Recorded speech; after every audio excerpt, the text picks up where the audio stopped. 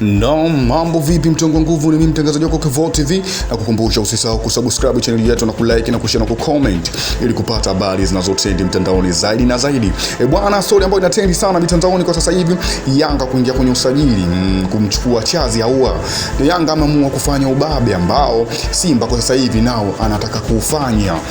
Kwa hiyo hizo timu mbili zimeamua kufanya usajili wa moto. Wote wameamua kufanya usajili ambao wa kibabe ambao unaweza kumtisha mwenzake. Sasa Yanga Afrika bwana ameamua kwenda kufanya usajili wa kibabe kwa Charles Ahoua, na tunajua Charles Ahoua ni mchezaji ambaye ameitumikia Simba Sport kwa muda mchache sana, na Simba wakaamua kuchukua jukumu la kumuuza kumpeleka timu nyingine. Sasa Yanga Afrika wameenda kibabe kwenye hiyo timu ambayo Charles Ahoua anacheza kwa sasa hivi, wanataka saini yake. Na tunajua kabisa Charles Ahoua timu ambayo yupo kwa sasa hivi ana fula nayo kabisa, ni mchezaji ambaye anakaa benchi sana, anapangwa kwenye kikosi cha kwanza. Kwa hiyo Charles Ahoua na hiyo kitu kimemuumiza sana kwa kuchukua jukumu la kutaka kuondoka katika timu hiyo ambayo yupo sasa hivi, na Yanga Afrika wameamua kuingia sokoni kwa kumtaka Charles Ahoua. Sasa imekuwa nafasi nzuri sana kwa Yanga kumhitaji mchezaji kwa kumpata, kwa sababu yeye mwenyewe mchezaji hayupo tayari tena kubaki katika timu hiyo kwa sasa hivi, kwa sababu timu ambayo yupo sasa hivi anakaa benchi, apate nafasi ya kuingia. Kwa hiyo kitu inamchanganya sana na inamuumiza sana, kwa sababu yeye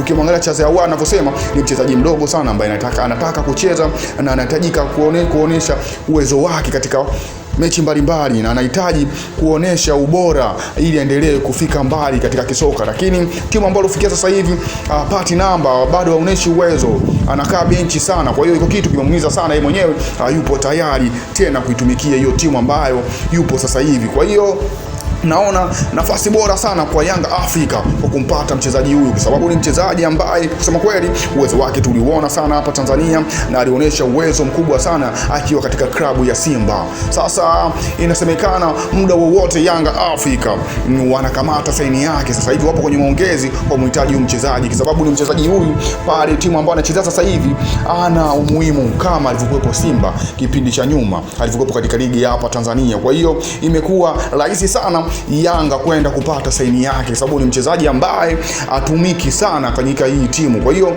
ukiona mchezaji atumiki sana katika timu ambayo yupo, ujue timu yoyote ikija inakuwa ni rahisi sana kumpata, kwa sababu ni mchezaji ambaye ana umuhimu katika hiyo timu. Sasa Yanga Afrika wanamtaka kivyo vyote, na akija katika timu hii ya Yanga Afrika naona kabisa, kwa sababu ligi anaijua na timu za hapa anazijua, naona kabisa ataleta chacho, ataonesha uwezo ambao kila mtu anajua uwezo wake Charles Ahoua, na mfumo ambao anaochezea Yanga pia Charles Ahoua ndo ambao unamfaa sana.